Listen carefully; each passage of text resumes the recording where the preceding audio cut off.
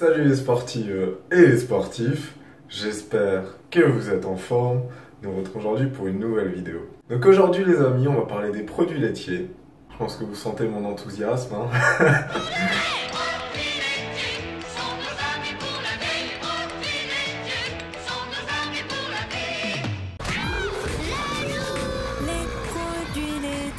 Sont nos amis pour la vie. Bon, et si t'as pas encore compris, attends, je t'en passe une autre.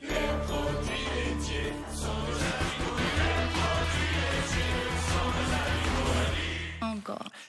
Les produits laitiers? N'oublions pas le plaisir. Imprime. C'est quand même remarquable toutes ces évolutions en 40 ans. D'où est venue cette consommation de lait alors qu'on a très bien vécu pendant très longtemps sans et on n'était pas pour autant carencé. Après la Seconde Guerre mondiale, il y a eu une surproduction de lait qu'il fallait écouler. On a vendu les produits laitiers comme bénéfiques pour la santé, sans savoir réellement ce que ça provoquait sur l'organisme, puisqu'il n'y avait jamais eu d'études qui avaient été menées à ce sujet. Pour appuyer cette demande finalement des producteurs, des agriculteurs et des lobbyistes, on a l'OMS, donc l'Organisation mondiale de la santé, qui a vendu les produits laitiers comme bénéfiques et qui demandait à ce qu'on en consomme 3 à 4 par jour, sans prendre en compte le contexte et notre âge finalement, parce que en fonction de notre âge, on en a plus ou moins besoin, et encore c'est un grand mot. Donc vous en doutez tous, je pense, que la première partie, elle est financière, comme d'hab. De toute façon, on est dans l'agroalimentaire, on va pas avoir de surprise de ce côté-là. Actuellement, on est sur 2 produits laitiers par jour, puisqu'ils se sont rendus compte que ils pouvaient pas dire éternellement des conneries aux gens, c'est aussi simple que ça. Vous savez tous que dans le lait, il y a pas mal de choses, dont le lactose, qui est le sucre du lait finalement. Parce que oui, le lait contient beaucoup de sucre. Je pense que c'est pas un scoop. Après, c'est un sucre qui est compliqué à être utilisé par le corps, qui nécessite des enzymes un peu spécifiques qu'on a de moins en moins à l'âge adulte, parce qu'on est programmé génétiquement pour ça. Donc l'argument, on va dire, le plus fort par rapport aux produits laitiers, justement, c'est l'intolérance au lactose. Alors il faut pas confondre petite intolérance avec forcément un déficit d'enzymes, avec l'intolérance réelle qui va vous donner des sérieux problèmes gastriques et avec plein d'effets secondaires. Des ballonnements, des nausées, mais ça peut être aussi des vomissements, ça peut aller beaucoup plus loin. Le lait contient aussi des protéines, pas un scoop non plus. Pour être allergique à ces protéines finalement, des effets secondaires aussi sur le corps, de l'eczéma, de la diarrhée, des douleurs abdominales, ça peut être aussi plus grave encore. Ça vous rassure, Donc l'argument phare par rapport aux produits laitiers, le calcium, le lait en contient un petit peu. Je dis un petit peu parce que la notion est relative finalement, il y a bien plus de produits qu'on le penserait qui contiennent du calcium également et qui sont une meilleure source finalement de calcium. Et bon, si on était en déficit de calcium, ça se saurait, parce que également dans l'eau, il y en a. Alors très franchement, par rapport au calcium, moi je pense que seulement dans certains pays où il n'y a pas grand chose à manger, là oui, on peut être en carence. Mais franchement, dans les pays occidentaux et là où on a la possibilité de vivre correctement, ça doit être vraiment très très rare. L'ostéoporose. Alors on va appeler ça la maladie des os. Le calcium aurait un rôle important dans cette maladie-là, ou dans la prévention de cette maladie plutôt.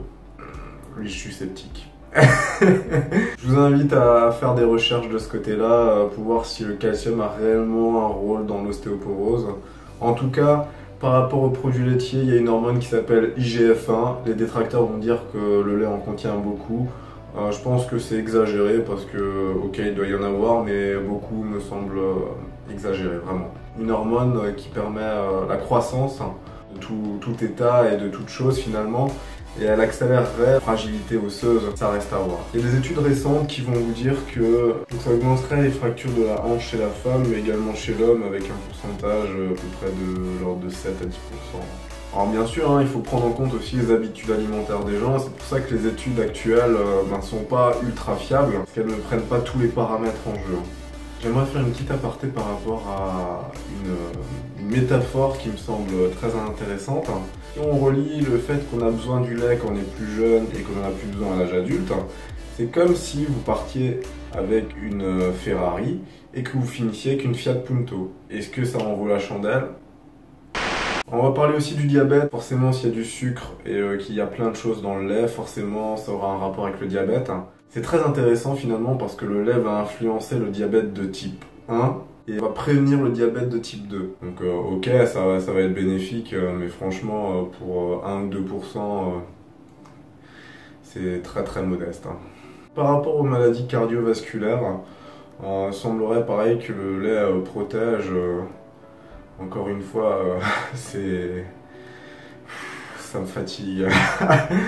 Et en même temps, en manger trop favoriserait l'inverse. Alors à chaque fois on est sur des choses antagonistes finalement. C'est très compliqué d'avoir un regard par rapport à ça parce que, comme dit, il y a peu d'études qui ont été menées et je pense qu'il y a beaucoup d'enjeux à la clé et c'est ça qui reste aussi un frein par rapport aux études. Bon, vous l'aurez compris, je pense qu'il y a beaucoup de controverses dans ce sujet. Moi, je pense qu'il faut partir de son point de vue, il faut confronter les différentes idées et voir si on continue à en consommer ou pas. Et pourquoi, si oui ou non on le fait. C'est très important, mais par contre, j'insiste sur ça, je pense qu'il ne faut pas croire tout ce qu'on vous dit, surtout dans l'agroalimentaire. Bah écoutez, c'est tout pour aujourd'hui, en tout cas j'espère que cette vidéo vous a plu. Si c'est le cas, n'hésitez pas à partager, à liker, à commenter et vous abonner, c'est le plus important. Et je vous retrouve mercredi prochain pour une nouvelle vidéo. Et d'ici là, portez-vous bien, tchuss.